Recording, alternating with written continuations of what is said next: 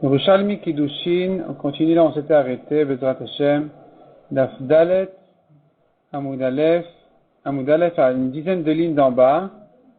Comme d'habitude, notre référence elle est selon Vinam et Oreor. On peut se référer même sur Osvadar ou Arkrol, en fonction des pages qui sont numérotées un peu sur la marge, juste à côté de la Gemara. Quand on voit Dalet, 2 points, on monte une dizaine de lignes plus haut que ça, ou une quinzaine peut-être même, et on revient, là on s'était arrêté, Vekamay Pruta.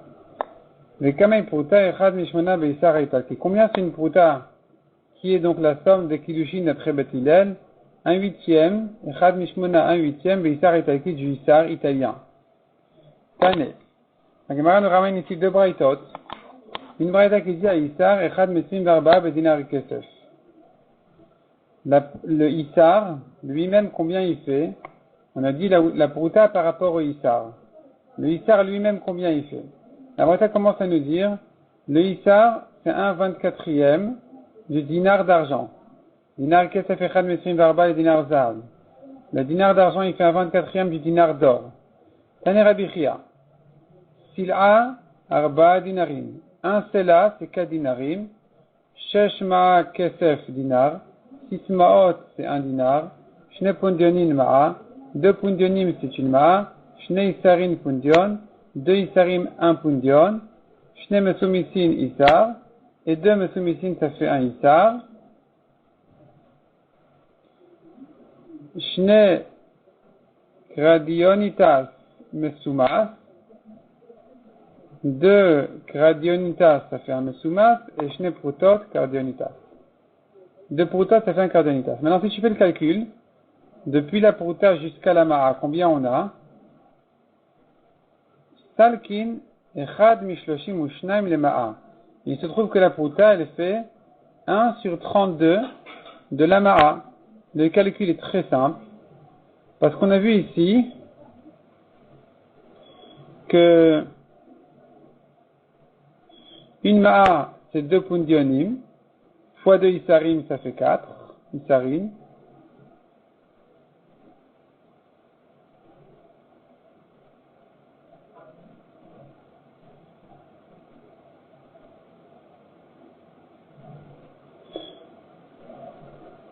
Fois 2 mesumisin, ça fait 8 mesumisin.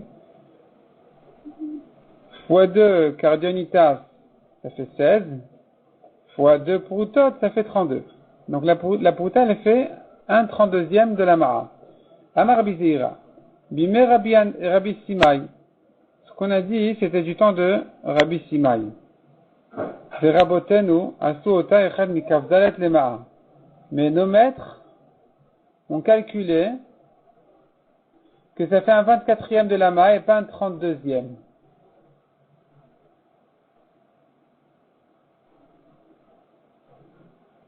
Vetani Rabban Shimon Gamliel Omer, et là on a le calcul, comme on arrive à 1/24 de la ma'a.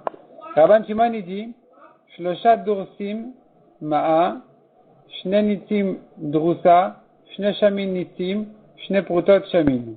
C'est-à-dire, 3 dursim c'est une ma'a, chaque dur c'est 2 nitim, ça en fait 6. Chaque net c'est 2 shamin, donc ça fait 12 pour la ma'a. Et chaque chamin c'est 2 prutot, ça fait 24 pour la ma'a. Salkin, echad mesrim varba le ma'a, donc il monte, le calcul arrive à 1/24 pour la ma'a. Rabbi Hanina et Rabbi Mana, ils sont en discussion là-dessus. Pourquoi la pruta elle monte et elle descend? On a vu 1/32 de la ma'a ou 1/24 de la ma'a. De quoi ça dépend? Alors la Gemara dit comme ça, Rabbi Hanina Amar, nechasha be'atre kayam. La pruta de cuivre, elle garde sa place. C'est toujours elle, la monnaie. C'est elle la monnaie. Kaspa zalil kaspa yakir. Par contre, les pièces d'argent, par rapport au cuivre, par rapport à la pruta, ne sont pas considérées comme une monnaie, elles sont considérées comme une marchandise qui monte et qui descend. Mais le prix fixe, la monnaie fixe, c'est la pruta du cuivre. Rabbi Mana Amar, il dit le contraire. Kaspa be'atre kayam. Les pièces d'argent, c'est ça la monnaie essentielle. Nechasha yakir, nechasha zalil. Simplement, c'est les prutot qui montent ou qui descendent en fonction en fonction du marché, comme on a dit, des fois un 24e, des fois un 32e. Donc, les changements se font sur les proutot plutôt que sur l'argent. La Gemara dit, date de Rabbi Hanina, d'après Rabbi Hanina qui dit que la prouta ne bouge pas, comme on a dit, eh bien, d'après lui, le olam, shesh nashim itkachot beisav. Toujours, shesh nashim, il faut dire, corriger shmona nashim, il y aura toujours 8 femmes, c'est-à-dire, on peut toujours, pour un issar, qui fait 8 proutot, on pourra toujours être mekadesh 8 femmes. Puisqu'on a dit que la prouta c'est un 8e du issar, et que donc la prouta, puisque la prouta ne bouge jamais, alors le issar, qui compte 8 proutot, on pourra être mekadesh avec un issar 8 femmes.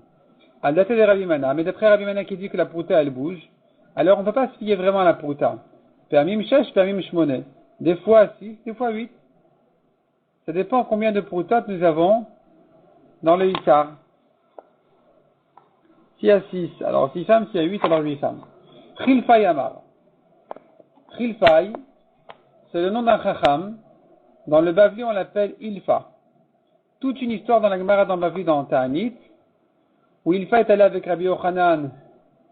Ils sont sortis du Beth Midrash parce qu'ils étaient pauvres, ils sont allés au commerce, et ils sont assis à côté d'un mur qui n'était pas très stable. Donc ils sont assis là-bas pour manger, et puis Rabbi Yochanan entend 2 malachim qui se parlent, et un qui dit viens on jette le mur sur ces gens-là, qui ont abandonné la vie éternelle, donc l'étude de la Torah, pour aller rechercher la vie temporaire, donc le commerce. Et l'autre malach qui lui dit non, il ne faut pas leur jeter le mur dessus, on ne va pas les tuer, parce qu'il y en a un d'entre eux qui va grandir. Et Rabbi Yochanan a entendu ça, Ilfa n'a pas entendu, Rabbi Yochanan lui a dit est-ce que tu as entendu quelque chose, il a dit non. Rabbi Yochanan a dit, si c'est comme ça, apparemment c'est moi. C'est moi qui dois retourner au Beth Midrash, c'est-à-dire c'est moi qui vais réussir maintenant. Effectivement, il est retourné au Beth Midrash, on l'a nommé Rosh Yeshiva, donc on l'a enrichi. Entre-temps, Ilfa est allé au commerce. Quand il est revenu, il a appris que Rabbi Yochanan est devenu Rosh Yeshiva, alors que lui-même était plus grand que lui en Torah. Et on lui a dit, mais si tu étais resté, bien sûr, c'est toi qu'on aurait nommé Rosh Yeshiva. Il leur a dit, vous savez quoi, interrogez-moi, vous verrez, si j'ai perdu de mon niveau de Torah. Et donc, ici, la Gemara nous ramène quel est le genre d'interrogation qu'il a demandé qu'on lui fasse. Donc, Chilfa Yamar. Aïti Vuni al Gefnara. Assieds-moi à côté du fleuve.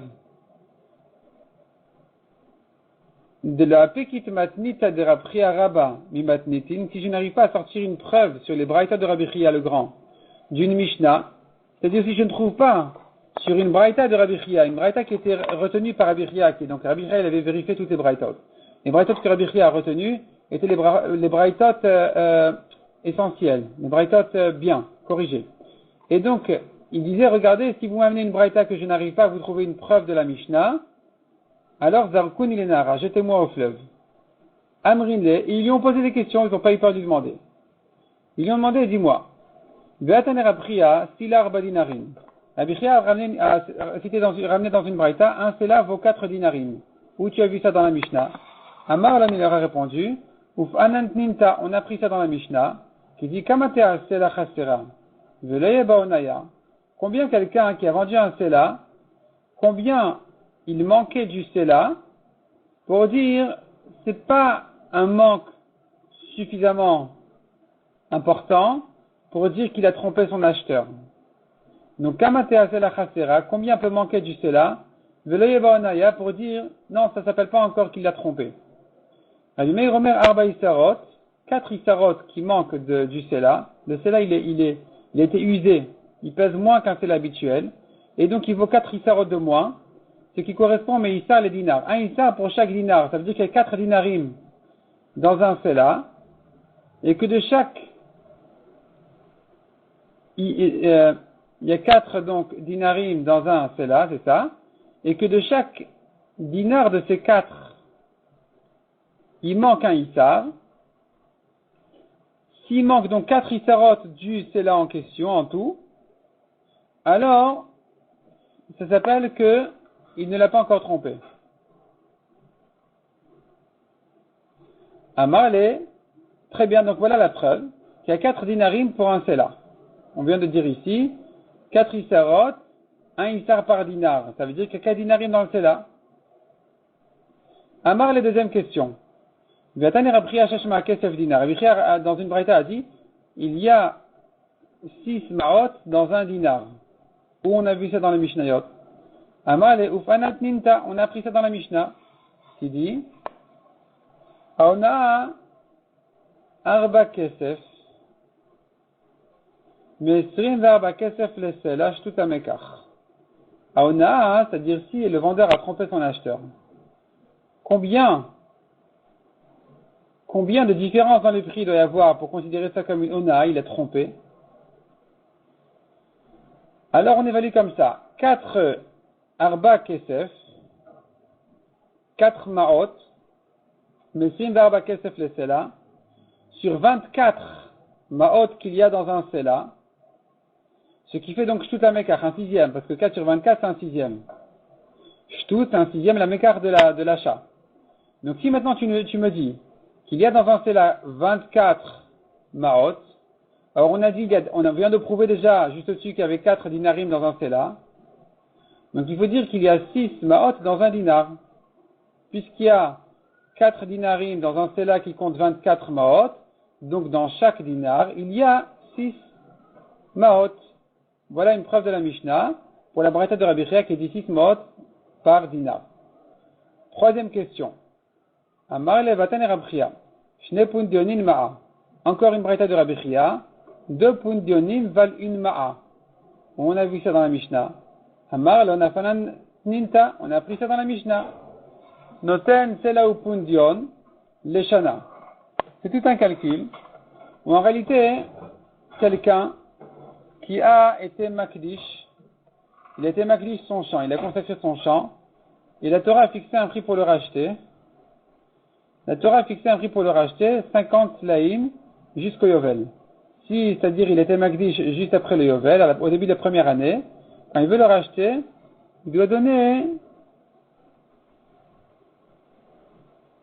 50 laïm. En réalité, combien d'années lui reste jusqu'au Yovel? 49, puisque le Yovel c'est la 50e. Et que le Ekdesh n'était que jusqu'au Yovel. Donc en fait, quand il rachète, il doit racheter pour 49 ans, il doit racheter 49 ans pour 50 laïm. Donc c'est un séla par année, et il reste un séla partagé en 49, ça fait un pundion par année de plus, parce que dans chaque séla, il y a 48 pundionim, il manque encore un pundion, et la Gemara fait le calcul ailleurs, pas ici, à quoi il sert ce pundion. En tout cas, tu vois de là, qu'il y a 48 pundionim par séla. Et s'il y a 48 pundionim par séla, c'est la preuve que dans chaque ma, il y en a deux parce qu'on a déjà dit qu'on vient de démontrer qu'il y a 24 maot. On vient de dire qu'il y a 24 maot dans le séla. Donc, s'il y a 48 pundionim, alors qu'il y a 24 maot, c'est que chaque ma, elle fait 2 pundionim. Amar, là encore une question. Vatan et Rabria, Shnei Isarin pundion. La braïta de Rabria nous dit 2 isar dans un pundion, où on a vu ça dans la Mishnayot. Amar lan ufanant ninta, on a pris ça dans la Mishnah. Une Mishnah qui dit comme ça, Amaniach Issar. Amaniach Issar, c'est quelqu'un qui a laissé une pièce d'un Issar chez lui à la maison, ou ailleurs, peu importe, pour faire le rachat de son Maaser Sheni dessus. C'est-à-dire, quelque part, et partout où il va tourner aujourd'hui, qui rencontre un Maaser Sheni qu'il veut racheter, il dit, je le rachète sur ma pièce. Ma pièce d'un Issar, Ve'achal alavretio. Il a déjà mangé la moitié du Issar, ça veut dire il a déjà mis des rachats sur la moitié du Issar.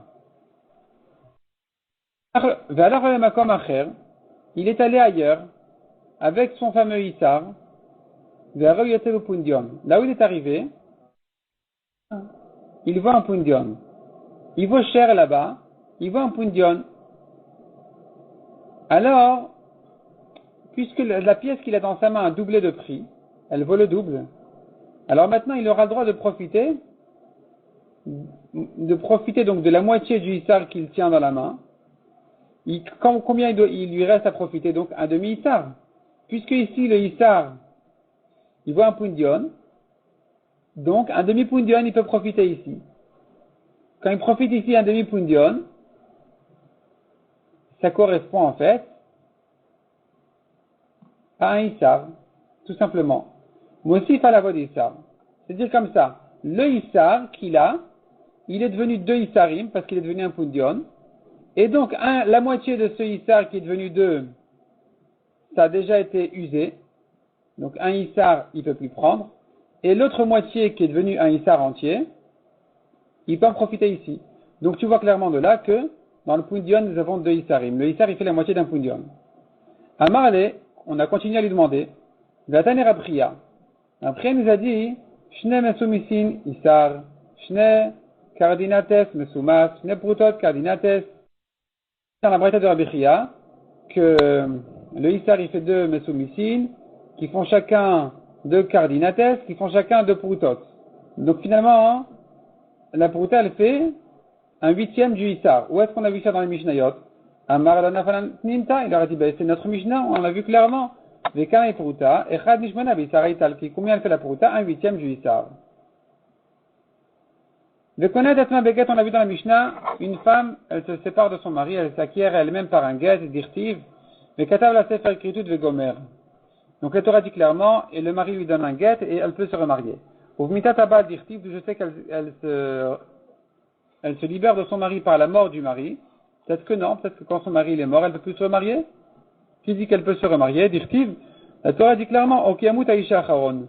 La Torah dit si un homme a divorcé sa femme, elle s'est remariée, le deuxième mari l'a divorcé ou bien il est mort, elle n'a pas le droit de revenir au premier, mais chez quelqu'un d'autre. Donc je comprends qu'elle peut se remarier avec un troisième mari. Donc tu vois que la mort du deuxième mari l'a libérée. Demande à Gemara Kadun Mitatosh al-Acharon. Ici la Torah parle de la mort du deuxième. Mitatosh al-Rishon ma. Mitatosh al-Rishon. D'où je sais que si le premier il est mort aussi, elle peut se remarier. Peut-être qu'il faut que le premier la divorce. Le deuxième, il peut mourir. Répond la Gemara. C'est un kalvachomer très simple. Ma ima acharon she'en etero et amerube. Si déjà. Le deuxième mari, qui ne la permettra pas, après sa mort ou son divorce, à son premier mari. Il va le permettre à d'autres personnes et pas au premier. En etero et amerube. Il va pas beaucoup l'autoriser. Atomer, mita materet. Tu dis quand même non, la mort va la permettre. Rishon she'etero et amerube. Quand le premier, il vient à la libérer, que là, elle est libre à tous ceux qui restent, même à lui-même d'ailleurs.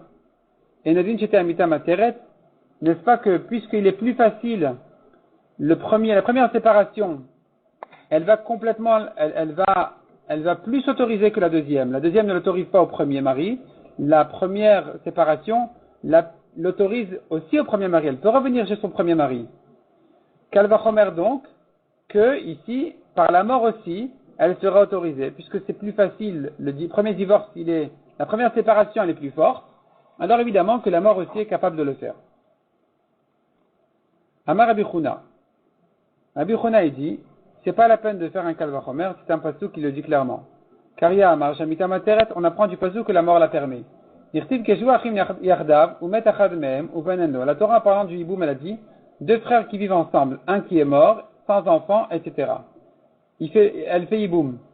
Ha imiash lobel, mitamateret. Donc j'entends de là que si elle avait un fils, alors elle n'a pas besoin de faire hiboum. Elle peut se remarier sans hiboum.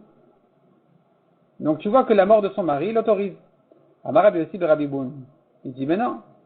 Imomerat she'en mitamateret. Non, il dit encore une preuve. Il dit, si tu penses vraiment que la mort ne permet pas la femme, où est-ce qu'on va trouver l'interdiction d'une almana pour un Kohen Gadol, une divorcée ou une chaluta pour un Kohen Idiot? Bon, ça c'est pas ça le cas. Ici, la question est sur la veuve pour le Kohen Gadol. La veuve au Kohen Gadol, elle est interdite. Un Kohen Idiot, elle est permise. Donc tu vois que la mort du mari l'a autorisée. Amar Rabbi Yochanan bar Maria, Tipater be'evama. Il dit non, peut-être que la Torah ici parle d'une Ivama. C'est-à-dire, en principe, une veuve est interdite à tout le monde entier. La mort de son mari ne l'a pas autorisée. Par contre, s'il n'a pas d'enfant, elle est permise, au contraire, elle a la mitzvah d'aller faire yiboum avec son frère. Sur ça, dit la Torah, cette veuve-là ne pourra pas faire yiboum avec le frère de son mari s'il est Kohen Gadol. Avec un autre frère, elle peut, avec lui, non. Mais avec un étranger, jamais de la vie. On n'a pas de preuve de là. Donc on reste sur les premières preuves. Yevama Yavo Alea. La Gemara dit, on a vu donc dans la mitzvah du Hiboum, le Yavam, il fait Hiboum, Zobia, comment ça? Par les relations, il acquiert. Le Kachal Leisha Zoama Amar. Il apprend comme femme, c'est par les Kiddushin.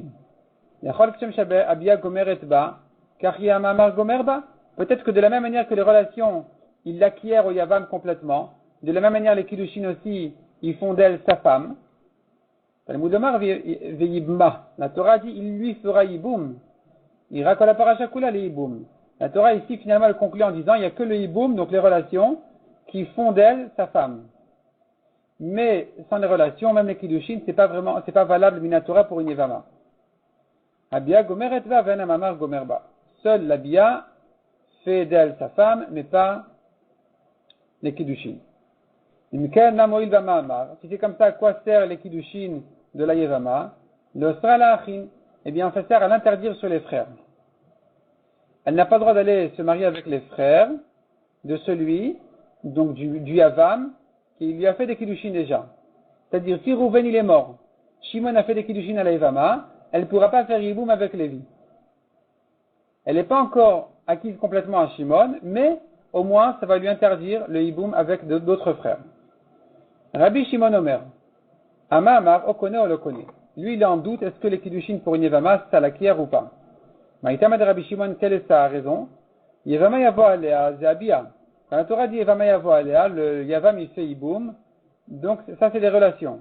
Le Kachal Leisha, il apprend comme femme, Zéama Amar, c'est les Kiddushin.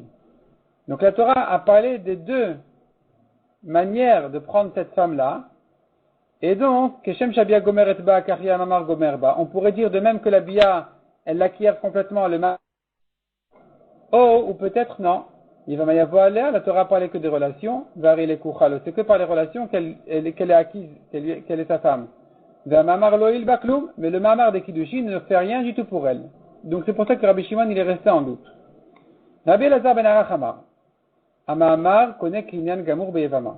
Il dit les Kiddushin font un Kinyan complet sur la Yevama et l'acquise complètement. Même les Kiddushin.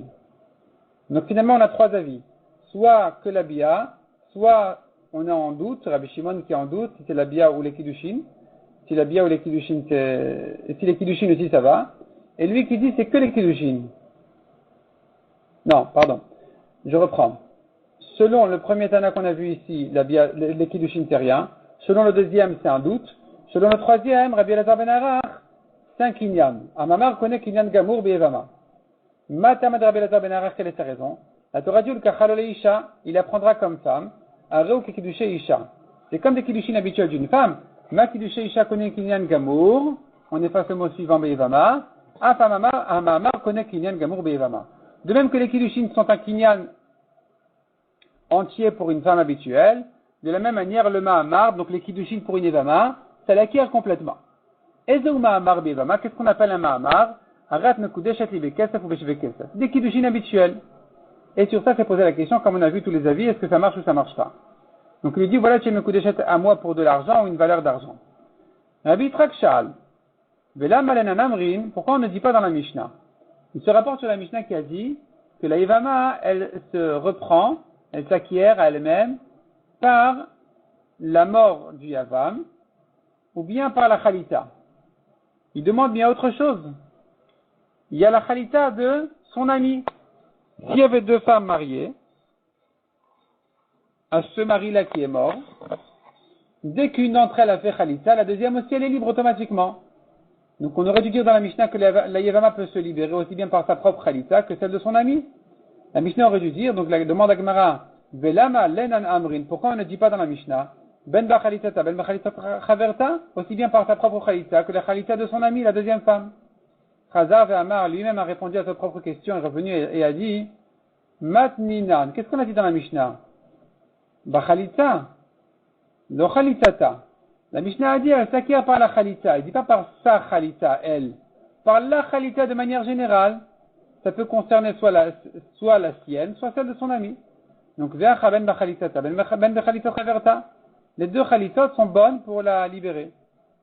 Demande la Gemara dit non, tu peux pas comprendre comme ça la Mishnah. On a dit que le Yavam il acquiert par la Bia. est-ce que tu vas dire Itlach Memar, tu peux dire ici Ben Ebiata, Ben Ebiat Raverta? Aussi bien si le Yavam a fait la bia sur elle que s'il a fait la bia sur la deuxième, elle aussi sera acquise au Yavam. C'est faux ça. Ça c'est sûr que non. Donc ne me dis pas que si la Mishnah a dit bia, ça veut dire peu importe si c'est la bia avec elle ou avec la deuxième, et Khalita peu importe avec elle ou la deuxième. Donc la Gemara dit en fait, Matnita Bevama Achat. Notre Mishnah ne parle que du cas où il n'y a qu'une seule Yevama. C'est pour ça que dès qu'elle a fait Khalita, elle est libre. Elle a fait bia, elle est acquise. Tu me diras, pourquoi on n'a pas parlé de la Khalita de son ami? Parce qu'on parle d'un cas où il n'y avait pas de femmes. Matricha, les bishte Yevama, ta question était dans le cas où il y avait deux femmes, c'est pas ta Mishnah à parler. Dans ce cas-là, effectivement, il y aura aussi le cas de la Khalita de son ami qui va la libérer à elle-même aussi. Rabbi Shmuel, Baravi Trakba, il pose une question, nouvelle question. Shifra Haroufa. Shifra Haroufa, la Gemara va ensuite ramener une marloquette, qu'est-ce que c'est? Le principe dans Shifra Haroufa, c'est, disons, une servante, pas juive, une servante plutôt d'un juif, qui a été en quelque sorte mariée à un juif, on verra de quel juif il s'agit, et voilà qu'elle a eu des rapports avec un étranger. Elle prend des coups, et lui doit amener un korban Hacham Shifra Haroufa. La question qui se pose maintenant ici, de quelle manière cette Shifra Haroufa se libère de son mari, et donc elle sera ptoura si elle a eu des rapports avec un étranger. Bemaï connaît Atzma, de quelle manière elle s'acquiert elle-même pour se libérer de son mari, Lepotra Minamalkot, pour la rendre ptoura de coups, elle ne sera pas frappée si elle a eu des relations interdites, Velaba Alea Mina Hacham, et dire aussi que celui qui a eu des rapports avec elle sera patur du korban Hacham. Comment elle se libère de ce mari? Pshita, une chose est évidente, chez Nayota Beget. Elle ne se libère pas par un guet. Si son mari lui a donné un guet, ça vaut rien. Pourquoi? Quelqu'un qui est moitié esclave, moitié libre. S'il a fait des kiddushin, on ne craint pas ses kiddushin, parce qu'il ne peut faire des kiddushin qu'avec sa moitié libre, et c'est pas valable. Il faut faire des kiddushin en entier. Udkavata, donc parallèlement à ça, dirait Isha, si il a divorcé une femme, ou comme chez nous, où il s'agit d'une servante qui est moitié libre, moitié servante, on ne craint pas le divorce. Elle ne peut pas se libérer, cette femme-là qui est Shifra Haoufa, moitié libre, moitié servante, elle ne peut pas se libérer par un guet. Il faut un guet en entier, pas un guet qui ne prend que la moitié, qui ne libère que la moitié de la femme. Parce que la moitié qui est servante ne passe pas par un guet. Donc, si ça ne peut divorcer que sa moitié, c'est pas bon. Par contre, Pshita Shiota Bemitat Baala, il est clair que si son mari il est mort, c'est sûr que elle n'est plus reliée à lui. Dorénavant, s'il a eu des rapports étrangers avec un étranger, il sera patur de Hacham et elle sera patoura de Malkout. D'où je sais ça. Mais Adam Rabbi Yossi Beshem Rabbi Yochanan, Tirgem Akilas Ager, il a traduit Akilas Ager, l'Ifne Rabbi Akiva, il explique le pasuk devant Rabbi Akiva qui dit Vei Shifra Necherefet Leish. Donc il explique le pasuk qui parle de la Shifra Necherefet. Il dit de quoi il s'agit? Bektusha Lifneish. Elle est battue devant un homme. C'est-à-dire elle est réservée aux relations à un homme. Kema Datamar, d'où je sais que Necherefet c'est ça ce que ça veut dire. Il ramène un autre pasuk qui dit Vatishtach Alav Harifot. Elle a mis sur le tapis ou quelque chose comme ça les blés à battre. Donc Haroufa veut dire battue, ça veut dire qu'elle est réservée à un homme, et donc tant qu'elle est battue devant l'homme, c'est-à-dire qu'elle est réservée au rapport avec lui, c'est là où elle s'appelle Shifra Haroufa, mais dès qu'il est mort, elle n'est plus Shifra Haroufa, donc dorénavant elle est Ptoura. Elle est Ptoura, et celui qui aura des rapports avec elle aussi il est Patour. Amar Rabbi Bashem Rabbi Yochanan ken pirsha Rabbi Lazar be Rabbi Shimon ifne Chachamim, ainsi expliqué Rabbi Lazar devant les Chachamim, lui aussi il dit Veshifra Necherefet Leish, qu'est-ce que ça veut dire? Bektusha Lifneish, elle est battue et réservée à un homme, Kema de Temar, comme il ramène le pasuk, Betor Harifot Ba'ali, donc c'est le même principe de Psukim, on voit que les blés sont réservés à être battus là-bas, Ali c'est le pilon, en tout cas, dès que son mari il est mort, c'est sûr qu'elle est libre de lui. La question qui se pose, Maouche Tikne Atma Bemitat Rabba ou Be'ashlim Shesh. La question qui se pose maintenant, ce qui se pose lui, quand on a demandé de quelle manière elle peut se libérer de son mari, se séparer de son mari, c'est justement dans un autre cas. De quel cas il s'agit? On va suivre ici maintenant le Pnei Moshe. On va prendre maintenant l'explication du Pnei Moshe. Alors, la question de la Gemara, elle est comme ça.